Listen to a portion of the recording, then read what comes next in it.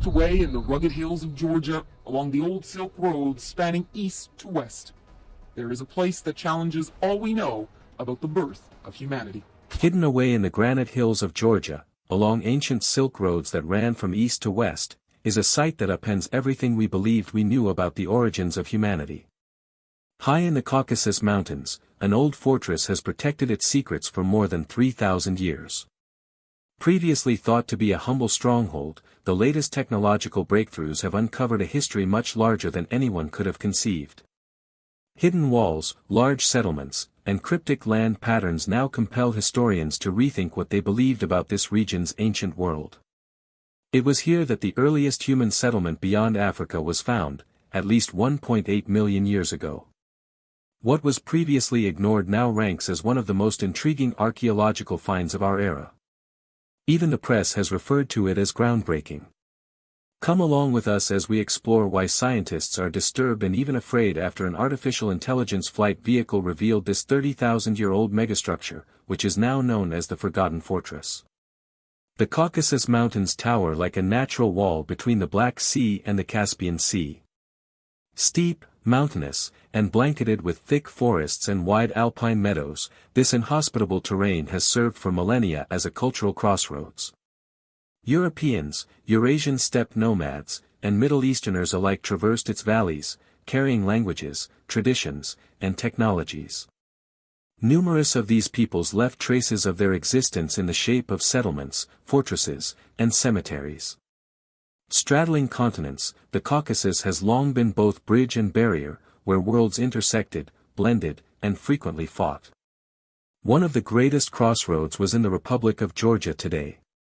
To the ancient human, this was much more than pretty country. Its gorges presented natural fortifications, rivers offered rich land and liquid, and its ridges gave broad views of oncoming movement. In a time when dominating trade paths equaled domination, this area was extremely important. It was also an early center for domesticating animals, especially horses. Archaeological data throughout the South Caucasus indicate that populations in this area were among the first to have close contact with them.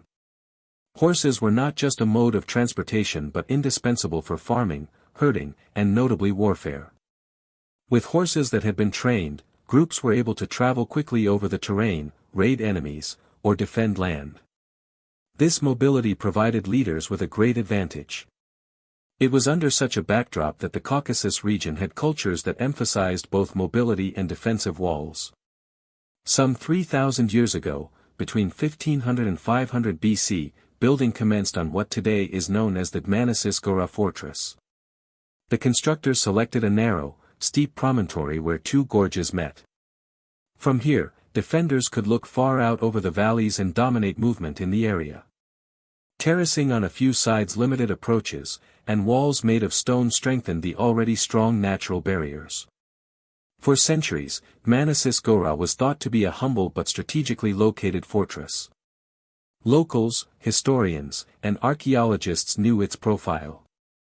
The visible ruins implied a comparatively small walled enclosure, probably a permanent settlement or defense outpost.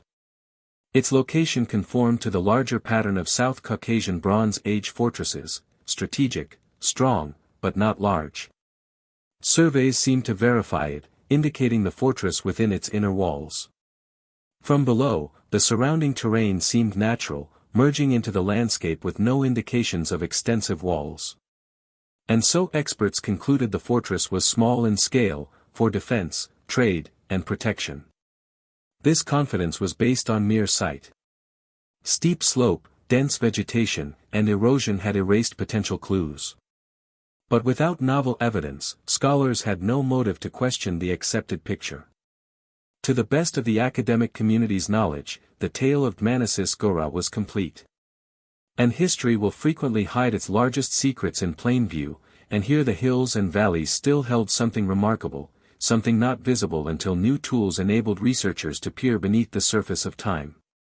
In 2018, contemporary excavations commenced at Dmanisi Gora, directed by Cranfield University's Forensic Institute and the Georgian National Museum.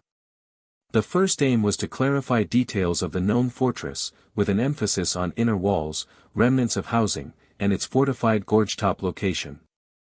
Preliminary surveys indicated that this was the principal area of settlement. But with ground cleared and artifacts listed, the team picked up on strange features.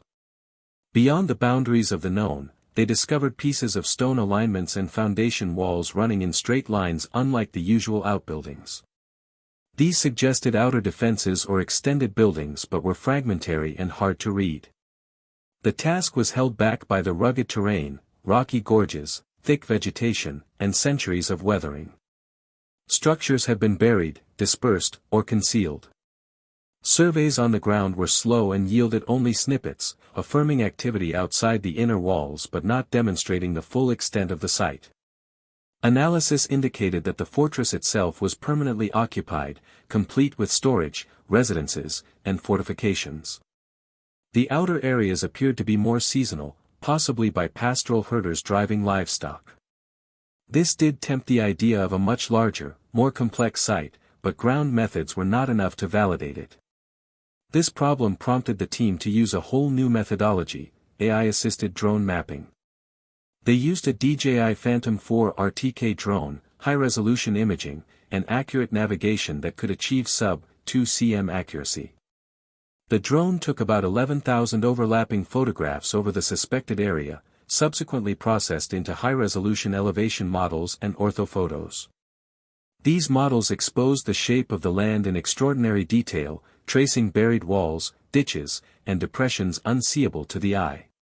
To make their analysis even deeper, the team matched the new drone imagery with declassified Cold War spy satellite photos from 1975, captured before decades of farming changed the terrain.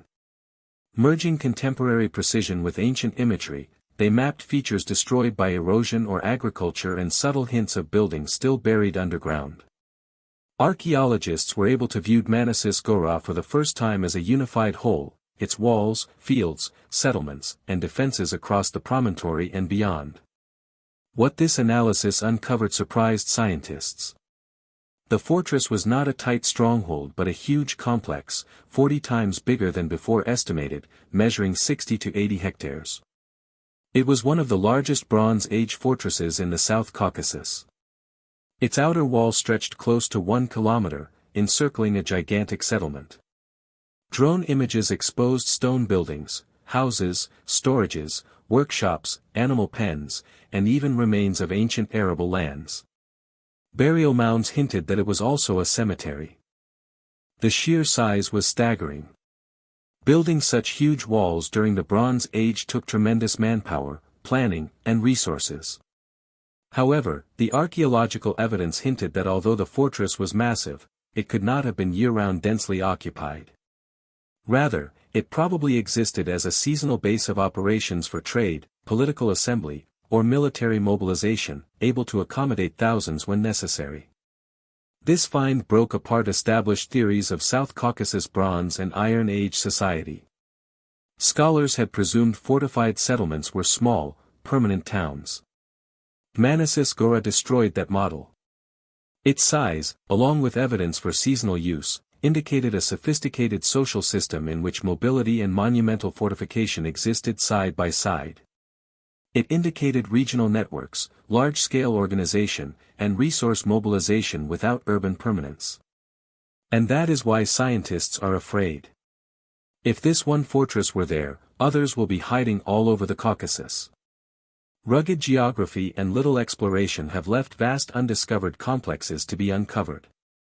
Such discoveries could revise the political and cultural landscape of the entire region. The position of Manassas Gora as a nexus of Europe, the steppe, and the Middle East meant it was holding control over trade and migration routes, a control that could quickly lead to war. Its colossal fortifications indicate actual and credible threats, but from whom is uncertain. Adding pressure is the danger of contemporary farming and erosion, which are ravaging portions of the site. Time is dwindling for archaeologists to record and conserve what's left. Questions multiply. Was it a seasonal shelter for thousands? A meeting place for regional confederations? Or a fortress constructed due to migration, war, or environmental pressure? Each possibility rewrites the history of this ancient world. What was once thought to be a placid corner of the past is discovered to be a hub of organization, planning, and power. And this is just the tip of the iceberg. Archaeologists now are planning to examine population density, cattle use, and agricultural systems at the site. They will employ LiDAR, AI modeling, soil chemistry, and satellite imaging to reveal more. If similar fortresses are found, the entire understanding of the Bronze Age collapse and South Caucasian history could shift. The unveiling of Dmanisi Gora's actual size is only the beginning. As technology improves, other secrets are bound to be uncovered. The AI drone has mapped not only a fortress, but a new perspective on ancient Caucasus. Should Dmanisi Gora have been a larger complex, then the true history of life, weakness of the current situation. It is evident to you that the revelation of Dmanisi Gora's actual size is just the beginning. For archaeologists, it has launched a whole new era of study. The next thing is to investigate the site in more detail to solve the numerous problems highlighted by the drone survey. One of the central areas of study will be to estimate the population density at various points in the history of the fortress. Through the study of artifact distribution, construction remains, and ground layers, scientists aim to establish how many inhabitants resided there year-round and how many might have arrived for seasonal festivals. Of note will also be the impact of livestock. If the outer reaches of the fortress were seasonally occupied, they could have been linked to the migrations of mobile pastoralists who herded their animals to the location. Scientists will analyze animal bone deposits, soil chemistry, and wear land patterns to monitor livestock movement. This may be useful evidence of how the fortress existed in its natural environment and how it could have sustained large numbers of people and livestock. Crop cultivation is also an integral component of the research. The air photos already reveal evidence of past field systems, but archaeologists would like to know more about what was cultivated and how farming went on. Analyzing pollen cores, fossilized plants, and soil makeups may yield whether the agriculture at the site was designed to sustain a year-round population or to feed populations for temporary periods of intense activity. To achieve these objectives, researchers are set to employ an extended suite of tools. LAR technology will enable them to chart the terrain in still more detail, cutting through vegetation to expose features that lie behind trees and underbrush. AI modeling will assist in breaking down large data sets from the drone. Satellite imaging and ground surveys, detecting patterns that can't be seen with the naked eye. High-resolution satellite imagery, both historic and current, will be employed to hunt for other possible megastructures throughout the Caucasus that are likely to have been missed. The wider implications of this research could be large. If other such large-scale low-density fortresses are discovered, it might be that the late Bronze and early Iron Age in the South Caucasus took a quite different development course than had been thought. This would also influence historians' understanding of the so-called Bronze Age collapse, an interval of disruption and societal transition that affected many areas of the Near East and Eastern Mediterranean in around 1200 BC. While those regions witnessed the collapse of advanced urban societies, the South Caucasus possibly preserved a different, more adaptive scale of large-scale organization, one that blended permanent fortresses with seasonal aggregations and mobile networks. Archaeologists currently know that they have only begun to comprehend the function Dmanisi Gora had in this system. The size of the site and distinct shape of the structure render it a top archaeological find in the history of the region.